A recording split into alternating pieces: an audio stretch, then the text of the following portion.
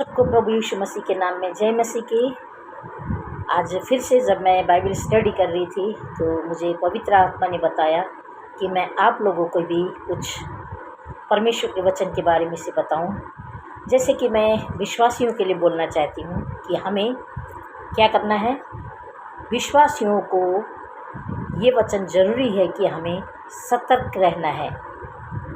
किस बात में सतर्क रहना है मैं आप लोग से बताना चाहती हूँ। अभी जब मैं सोशल मीडिया में देख रही हूँ कि क्या है, हर जगह में लोग क्या करते हैं, एक तो झुंड बनाते हैं और प्रोग्राम करते हैं, उसमें चंगाई सभा होती है और बहुत से ऐसे गवाहियाँ सुनाई जाती हैं जो कि गवाही सबके जीवन में होता है।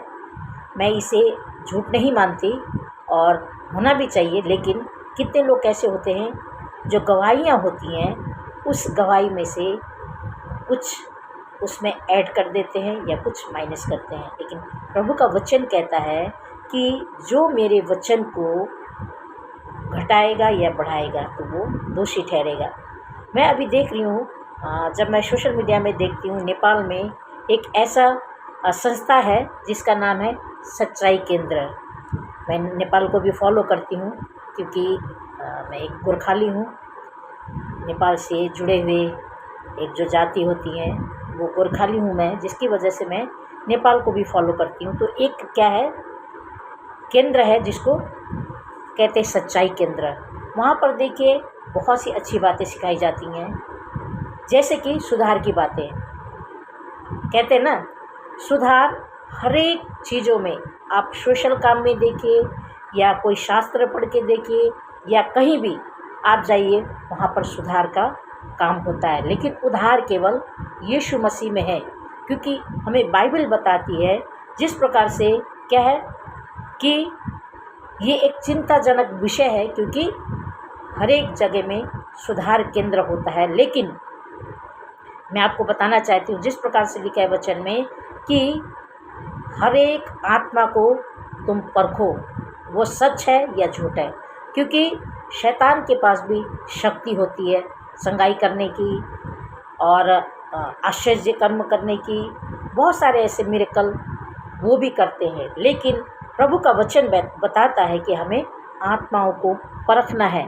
ठीक है। और क्या है, बहुत से लोग क्या कहते हैं, उस जगह में बहुत अच्छी मीटिंग हो रही है या चंगाई हो रहा है या ऐसे प्रचार हो रहा है। लेकिन मैं आप लोग से कहना चाहती हूँ कि गॉस्पेल केवल यीशु मसीह है।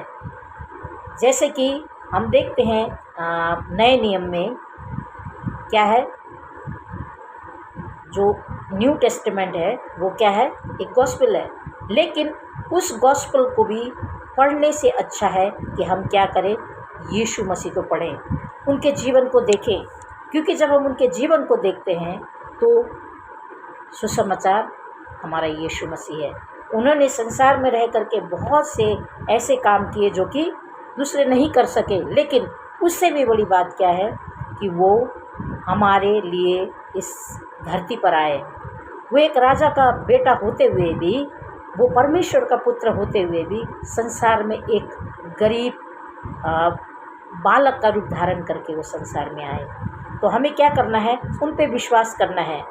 और वे वैसे लोग होते हैं जो वचन में, जो हर एक जगह दौड़ते हैं, कहते हैं हमारा चर्च अच्छा नहीं है, हमारे चर्च में जोश नहीं है, हमारे चर्च में चंगाई नहीं है, हमारे पास्टर ऐसे हैं, हमारे गुरु ऐसे हैं। लेकिन दूसरे चर्चों में क्या करते हैं, वो जाने के लिए चाहे जिस भी परिस्थिति में क्यों ना हो, वो क्या करते हैं, दौड़ के वहाँ जाते हैं। जितना भी खर्चा क्यों ना हो, जितना भी टाइम निकाल कर के वो चले जाते हैं। लेकिन मैं आप लोग से बताना चाहती हूँ, अपने चर्च को, अपने स्थायी जगह को छोड़ करके आप जाएंगे तो उसका मतलब क्या है, आपने बालू में घर बनाया।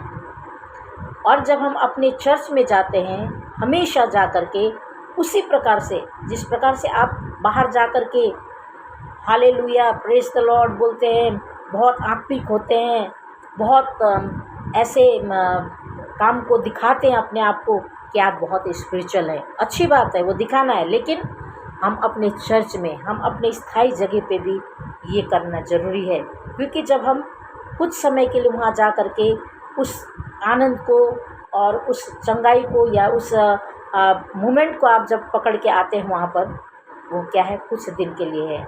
जैसे कि एक मूर्ख और बुद्धिमान के विषय में हम जानते हैं। मूर्ख ने अपना घर कहाँ बनाया?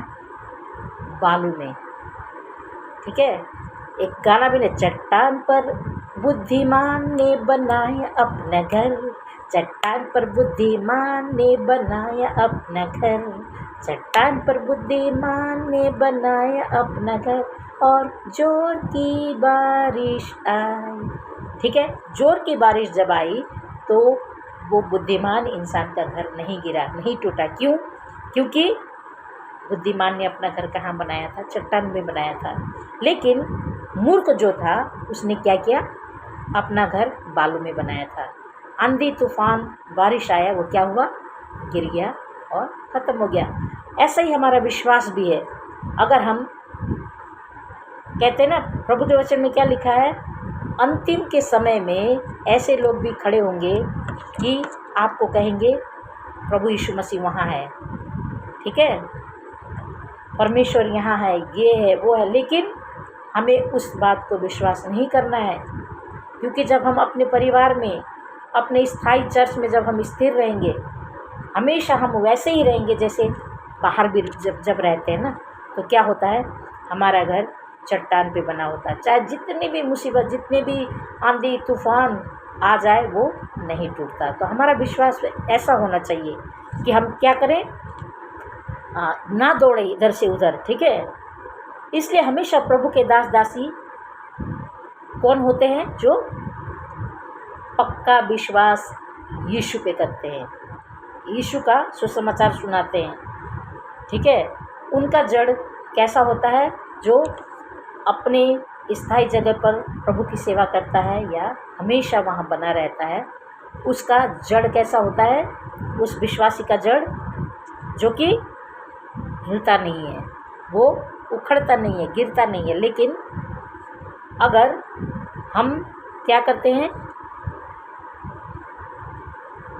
परमेश्वर के वचन को सुनते हैं और सुनने के बाद हम उसको भूल जाते हैं या उसके अनुसार नहीं चलते। जिस प्रकार से वचन में लिखा है ना कि वचन को सुनने वाले और पढ़ने वाले ही ना बनो, लेकिन उसके अनुसार जीवन व्यतीत करने वाले बनो।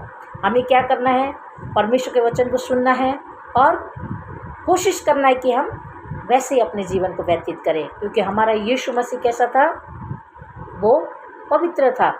और हम यीशु मसीह को मानने वाले क्या बने? पवित्र बने। और क्या है? यीशु ने कहा सुसमाचार मैं ही हूँ, और कोई भी फ़ायदा या लाभ की बातें उसमें ना खोजना, क्योंकि अगर इंसान यीशु मसीह को देखकर, यीशु के आश्चर्य कर्म को देखता है, तो वो क्या होता है?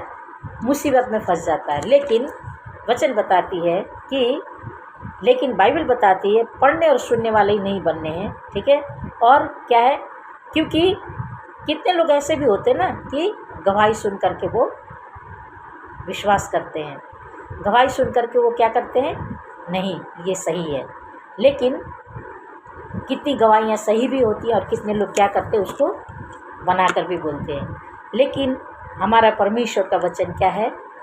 पवित्र आत्मा से लिखा गया है। गवाहियाँ जो होती हैं इंसान द्वारा दिया जाता है और इंसान के जीवन की वो गवाही होती है, लेकिन परमेश्वर का वचन जो है वो परमेश्वर के आत्मा के द्वारा लिखी गई है। और क्या लिखा है?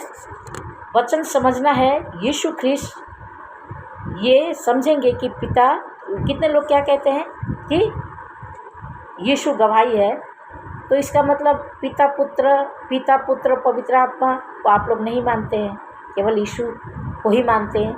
मैं आप लोग से कहना चाहती हूँ, क्या लिखा है वचन में कि त्रिएक परमेश्वर है यीशु मसीह। यीशु क्या है? पिता, पुत्र और पवित्र आत्मा, त्रिएक परमेश्वर है।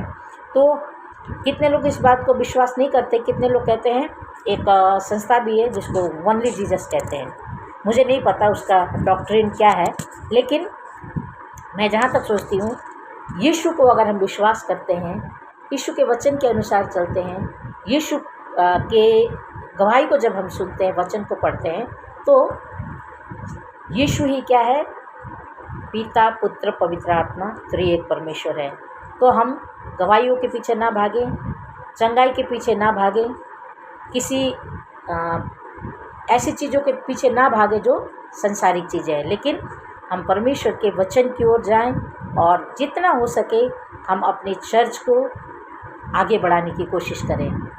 ऐसे क्या होगा? हमारा जो पिलर है, जो हमारा जिस प्रकार से एक पिता घर का मुखिया होता है, एक पिलर होता है, उसी प्रकार से हमारे चर्च जो है एक पिलर है हम परिवार के लिए। तो हम चर्च जाना ना छोड़ें, हमेशा परमेश्वर के वचन को सुने और उसके अनुसार जीवन बिताएं। मैं ऐसा आपको नहीं कह रही हूँ कि आप कोई प्रोग्राम हो तो ना जाएं, लेकिन जिस प्रकार से आप बाहर रहते हो उसी प्रकार से आप अपने चर्च में भी रहेंगे तो प्रभु आपको बहुत तायत से आशीष देंगे। मैं ये छोटा सा ये जो वचन है आप लोग को मैंने शेयर किया, तो प्रभु आप सबको आशीष दे। Praise the Lord, may God bless you.